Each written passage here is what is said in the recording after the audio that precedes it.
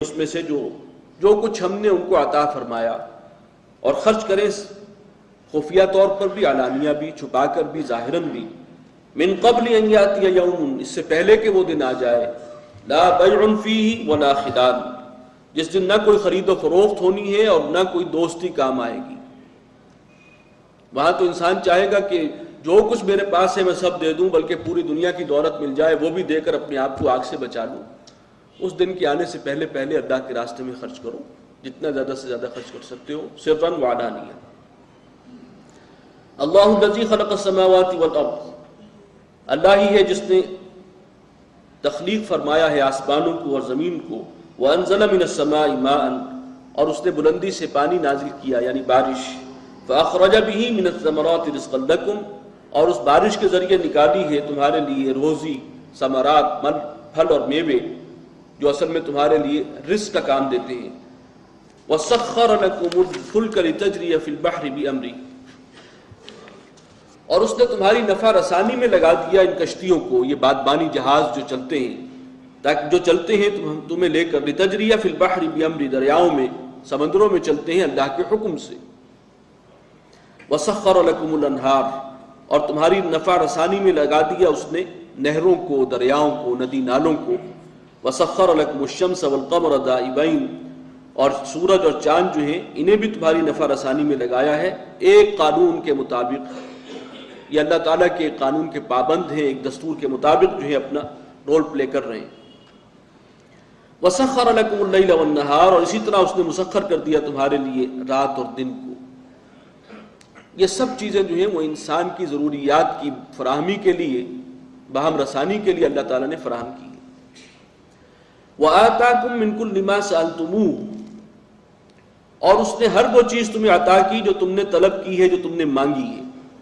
یہاں سألتموہ سے اصل میں مراد یہ ہے کہ جو انسان کی ضروریات ہیں، اس کی جسمانی ضرورت ہے، وہ پیٹ ہے، کھانے کو مانگتا ہے، وہ مختلف قسم کے انواع و اقسام کے رزق پیدا کر دیے، لباس اس نے مہیا کر دیا، پروٹیکشن کے سامان اس نے یہاں فراہم کر دیے، ہر قسم کے جو ہیں وہ نعمتیں، رات اور دن، یہ سب سورج چاند ستارے سب اسی کام میں لگے ہوئے ہیں کہ انسان کی ضروریات پوری ہوں۔ تو جو انسانی تقاضے ہیں، اسی میں ایک بہت اہم ضرورت انسان کی ہے ہدایت، وہ بھی اللہ نے فراہم کی ہے اس وحی کی شکل میں۔ تو جس چیز کی بھی تمہیں ضرورت تھی وہ اللہ تعالیٰ نے تمہیں عطا فرما دی۔ وَإِن تَعُدُّوا نِعْمَةَ اللَّهِ لَا تُحْصُوهَا، اور اگر تم گننا چاہو، شمار کرنا چاہو اللہ کی نعمتوں کو، تو تم ان کا احاطہ نہیں کر سکتے، احصاء نہیں کر سکتے، انہیں شمار نہیں کر سکتے۔ إِنَّ الْإِنسَانَ لَظَلُومٌ كَفَّارٌ، بے شک انسان انتہائی بے انصاف ہے اور بہت ہی ناشکرا ہے۔ اللہ تعالیٰ کی نعمتوں کا ذکر خاصی تفصیل سے آئے گا، سورہ ابراہیم کے بعد سورہ حجر ہے، اور اس کے بعد جو ہم پڑھیں گے سورہ نحل انشاءاللہ آج، اس پہ ان نعمتوں کی بہت تفصیل ہے، یہ دیا اس نے، یہ دیا، یہ عطا کیا، یہ نعمت دی ہے۔ تو اس پہلو سے وہ سورت جو ہے قرآن مجید کا ضربہ سلام ہے، اس کی سب سے زیادہ نعمتوں کا تذکرہ اس سورہ مبارکہ میں۔ وَإِذْ قَالَ إِبْرَاهِيمُ رَبِّ اجْعَلْ هَٰذَا الْبَلَدَ آمِنًا، اور یاد کرو جب کہا ابراہیم نے، پروردگار اس شہر کو امن کا گہوارہ بنا دے۔ یہ شہر یعنی مکہ اس وقت جو بھی تھا چھوٹی سی بستی تھی۔ وَجُنُبْنِي وَبَنِيَّ أَن نَّعْبُدَ الْأَصْنَامَ، اور مجھے بھی دور رکھ اور میری اولاد کو بھی بچا کر رکھ اس بات سے کہ ہم بتوں کی بندگی کریں، ان کی پرستش کریں، بت پرستی سے ہمیں بچا دے، مجھے بھی اور میری اولاد کو بھی۔ رب انہن اضللن کثیرا من الناس، اے رب ان بتوں نے گمراہ کیا ہے بہت سے لوگوں کو۔ یہ بت پرستی جو ہے اس میں نوع انسانی کی ایک بڑی عظیم اکثریت ہے جو اس کی لپیٹ میں آئی ہوئی ہے۔ فمن تبعنی فانہ منی، تو جو کوئی میری اولاد میں سے میری پیروی کرے گا تو وہ تو میرا ساتھی ہے، مجھ میں سے ہے۔ ومن عصانی، اور جو میری نافرمانی کرے، یعنی یہ رستہ توحید کا راستہ چھوڑ کر، یہ کلمہ طیبہ والا راستہ چھوڑ کر اور وہ بتوں کے کلمہ خبیثہ کی طرف چلا جائے، فإنک غفور رحیم، اب یہاں پر تو بخشنے والا مہربان ہے، جو بھی فیصلہ کرے گا وہ تجھے اس کا اختیار ہے، یعنی پھر اس کا مجھ سے کوئی تعلق نہیں ہے، میری تو نسبت انہی لوگوں کے ساتھ ہے کہ جو میری پیروی کریں اور اس دین و توحید پر قائم رہیں۔ ربنا انی اسکنت من ذریتی بواد غیر ذی زرع، پروردگار میں نے بسایا ہے اپنی اولاد کی ایک شاخ کو اس وادی میں، اس میدان میں کہ جہاں کوئی کھیتی باڑی نہیں ہوتی، جہاں کچھ نہیں اگتا، سنگلاخ زمین مکہ کی، پتھریلی زمین، چٹانیں پتھر کی، وہاں کیا کیسے اگے اور کہاں اگے. عند بیتک المحرم، تیرے پاک اور محترم گھر کے نزدیک. ربنا لیقیموا الصلاۃ، پروردگار اس لیے کہ یہ قائم کرے نماز، یعنی میری اولاد جو ہے وہ نماز کو قائم رکھے. فاجعل افئدۃ من الناس تہوی الیہم، تو لوگوں کے دلوں کو ان کی طرف مائل کر دے، وہ آئیں ادھر اس بیت اللہ کی طرف. وارزقہم من الثمرات لعلہم یشکرون، اور انہیں رزق عطا فرما پھلوں اور میووں کا، جو بھی روزی اس کو انہیں دینی ہے، تاکہ وہ شکر بجا لائیں، اللہ کا احسان مانیں. ربنا انک تعلم ما نخفی وما نعلن، پروردگار تو جانتا ہے جو کچھ ہم چھپا کر کرتے ہیں اور جو کچھ ہم علانیہ کرتے ہیں، ظاہراً کرتے ہیں، تو سب کا جاننے والا ہے. وما يخفى على الله من شيء في الارض ولا في السماء، اور اللہ پر کوئی شے مخفی نہیں ہے، نہ زمین میں نہ آسمان میں. الحمدللہ الذی وہب لی علی الکبر اسماعیل و اسحاق، سب شکر تمام تعریفیں اس اللہ کے لیے ہیں جس نے مجھے اس بڑھاپے کے باوجود اسماعیل اور اسحاق جیسی اولاد عطا فرمائی.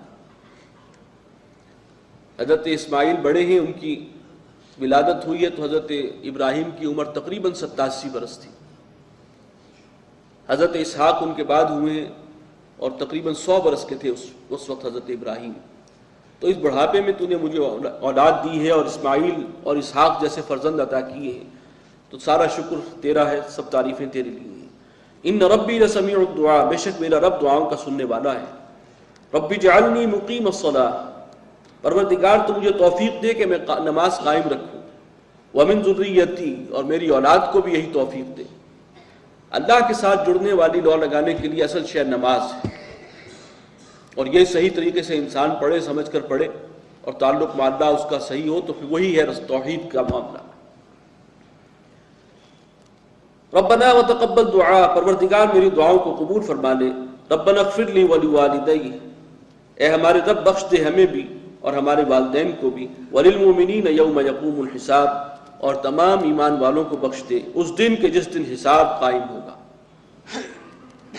ولا تحسبن اللہ غافلا عما يعمل الظالمون، اور تم ہرگز خیال نہ کرنا کہ اللہ تعالیٰ غافل ہے ان کاموں سے جو یہ ظالم کر رہے ہیں،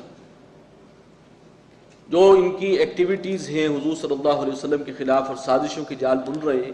اللہ سب سے واقف ہے، یہ نہ سمجھنا کہ اللہ بے خبر ہے. انما یؤخرهم لیوم، اللہ نے تو انہیں ڈھیل دے رکھی ہے اس دن تک کے لیے، تشخص فیہ الابصار، جس دن کی آنکھیں کھلی رہ جائیں گی، پھٹی کی پھٹی رہ جائیں گی. مہطعین مقنعی رؤوسہم، اور وہ دوڑ رہے ہوں گے بکٹٹ، منہ اوپر اٹھائے ہوئے، سر اوپر کو اٹھائے ہوئے، سر پر دوڑیں گے. لا یرتد الیہم طرفہم، ان کی اپنی نگاہیں لوٹ کر نہیں آئیں گی ان کی طرف، یعنی اٹک جائے گی کہیں نگاہ خوف اور دہشت سے.